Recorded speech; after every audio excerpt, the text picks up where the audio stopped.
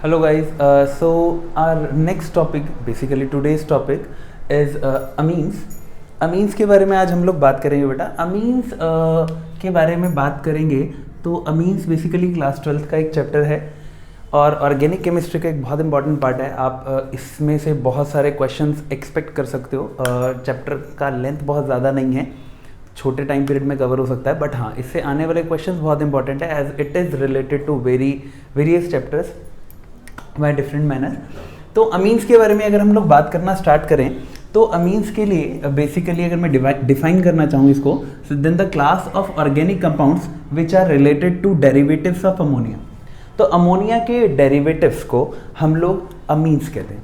अब अमोनिया के डेरिवेटिव्स की अगर बात करें तो लेट सपोज सबसे पहले हम लोग अमोनिया के बारे में ही बात कर लेते हैं. तो अमोनिया है कौन? अमोनिया है बेटा NH3.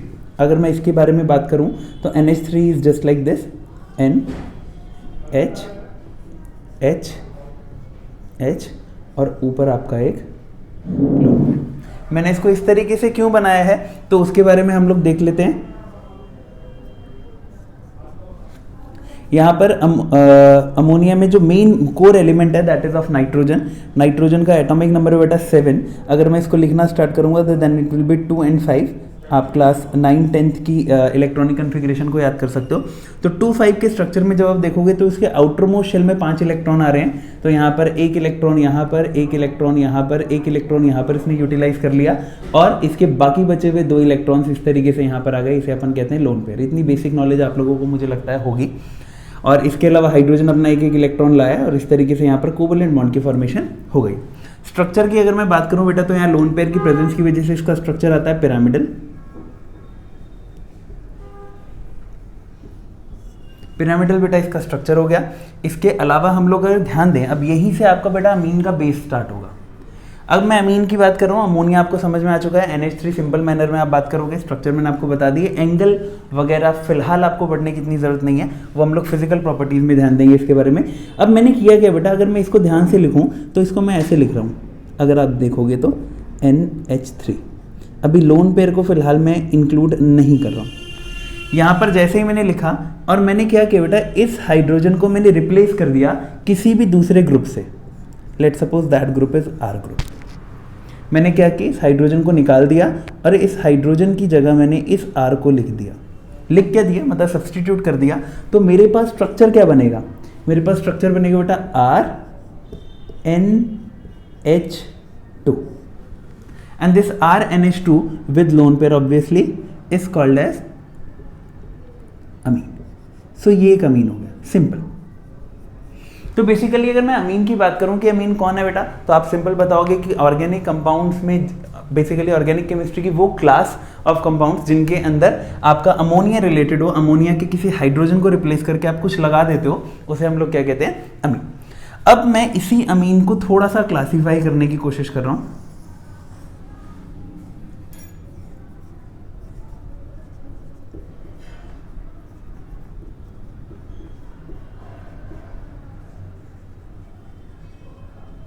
अब क्लासिफिकेशन भी बेटा बहुत अलग अलग तरीके से है. हम लोग सबसे पहले इस बात पर क्लासिफिकेशन करेंगे कि बेसिकली आपका जो ये नाइट्रोजन है ये किस लेवल तक सब्स्टिट्यूट हुआ है. तो on the basis of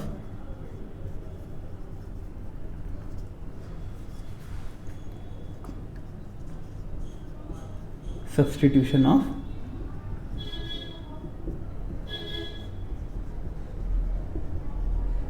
ammonia, क्योंकि हमारे पास बेसिक स्टफ ही यही है कि अमोनिया के रिलेटेड जो भी कंपाउंड्स होते हैं उन्हीं को हम लोग क्या कहते हैं, अमीन्स कहते हैं.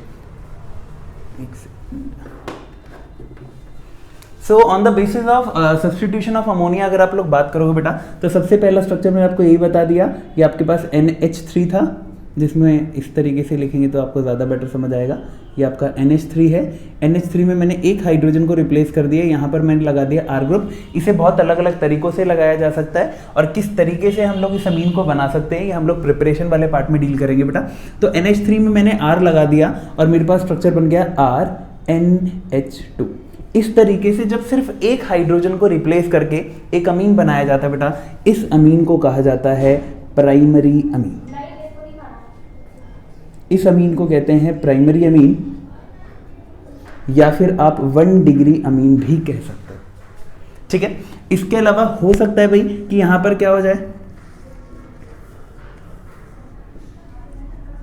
अब यहां R ऑलरेडी लग चुका है बेटा। अब मैंने क्या किया कि इस हाइड्रोजन को भी हटा दिया और यहां पर मैंने R डैश ग्रुप लगा दिया। क्या लगा दिया? R dash group. R यहां पर कुछ भी नहीं है, बिल्कुल परेशान होने की इसमें जरूरत नहीं है कि ये R क्या आ गया। R कुछ भी हो सकता है, इसके बारे में भी हम लोग आगे डील करेंगे। तो R की जगह मैंने यहां पर क्या लगा दिया बेटा? R डैश लगा दिया और मेरे पास अब जो स्ट्रक्चर निकल के आ रहा है दैट विल बी N यहां पर आ गया, R यहां का यहां पर कौन लग गया बेटा? R डैश लग गया और इधर लग गया H। अब यहां पर क्या हुआ? अमीन, इस अमीन के अंदर यहां पर नाइट्रोजन के हाइड्रोजन 2 बार सब्स्टिट्यूट हुए हैं and this amine is called as secondary amine. इस अमीन को अपन कह रहे हैं बेटा सेकेंडरी अमीन या 2 डिग्री अमीन। और अगर आप थोड़ा सा समझ पाओगे इस चीज को, तो इसी चीज में जब हम लोग इस तीसरे हाइड्रोजन को भी रिप्लेस कर देंगे तो हमारे पास स्ट्रक्चर कुछ इस तरीके से आएगा। यहाँ R, यहाँ R डैश, यहाँ आप R डबल डैश मान सकते हो और यहाँ पर ऑब्वियस सी बात है नाइट्रोजन में हर जगह लोन पेयर प्रेजेंट होगा और यहाँ पर इसको आप कहोगे टर्शरी अमीन और 3 डिग्री अमीन। लेकिन कुछ केसेस में सब्स्टिट्यूशन को यहाँ ही नहीं रोकते हैं और हम लोग एक स्पेशलाइज टाइप ऑफ बॉन्ड बनाते हैं इस लोन पेयर के साथ। अभी तक यहाँ जो बॉन्ड बन रहे थे बेटा, those were covalent bond. Covalent bond आप क्लास 10 से पढ़ रहे हो तो आई थिंक सो आपको थोड़ा बहुत आइडिया होगा इसके बारे में। अब यहाँ पर ये जो लोन पेयर है, होता क्या है कि नाइट्रोजन अपने इस लोन पेयर के दोनों इलेक्ट्रॉन्स को शेयर कर देता है किसी तीसरे पार्ट के साथ और ऐसे बन जाता है R डबल डैश यहाँ था, R डैश बेटा यहाँ पर है। इस नाइट्रोजन ने क्या किया, अपने लोन पेयर को इस तरीके से शिफ्ट कर दिया। यहाँ पर ये ऐसा स्ट्रक्चर आएगा कुछ, let's suppose R triple dash. यहाँ पर इसने क्या किया, इस तरीके से अपने दोनों इलेक्ट्रॉन्स दे दिए और ये एक स्ट्रक्चर बना लिया है। यहाँ पर ये जो बनता है बेटा, अब होगा क्या, क्योंकि नाइट्रोजन ने अपने दोनों इलेक्ट्रॉन्स ऑफ लोन पेयर दे दिए हैं, इसलिए नाइट्रोजन पर पॉजिटिव चार्ज आएगा, इस ओवरऑल कंपाउंड पर इस तरीके से पॉजिटिव चार्ज आ जाएगा और इसके साथ कोई भी दूसरी नेगेटिव एंटिटी अट्रैक्ट हो जाएगी। और ये जो बनता है बेटा, इसे कहते हैं 4 डिग्री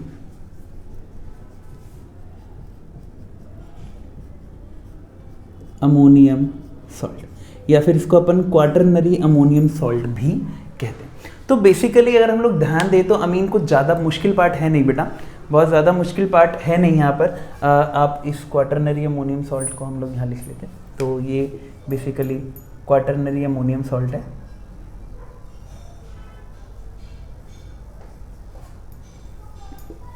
तो अगर आप बिल्कुल बेसिक ध्यान दो बेटा, अमीन क्या है, अमीन ऑर्गेनिक केमिस्ट्री का वो पार्ट है जो कि अमोनिया के डेरिवेटिव्स के साथ डील करता है।